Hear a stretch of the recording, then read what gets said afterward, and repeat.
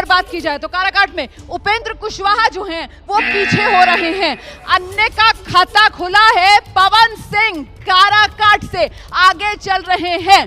तो सुन लिए भाई लोग, पावर स्टार पवन सिंह अपना काराकाट का इस बार सांसद बन जाएंगे, फिक्स हो चुका है। क्योंकि उपेंद्र कुशवाहा से लाखों वोटों से पावर स्टार पवन सिंह आगे निकल रहे हैं। आप लोग वीडियो देखें ही, पावर स्टार पवन सिंह इस बार काराकाट का सांसद बन गए। इस बार गर्दा मचाएंगे। क्योंकि भाई लोग पावर स्टार पवन सिंह के भाई 4 लाख लड्डू का ऑर्डर कर चुके हैं। क्योंकि उनको पता चल गया था कि हाँ मेरा भाई जीतेगा पावर स्टार पवन सिंह। आप लोगों को पता ही होगा कि आज वोटिंग का गिनती चालू है, तो उपेंद्र कुशवाहा से बहुत आगे निकल रहे हैं अपना पावर स्टार पवन सिंह। आप लोग तो वीडियो देखें ही, power star Pawan Singh fix हो चुका है, काराकाट का सांसद बन गए।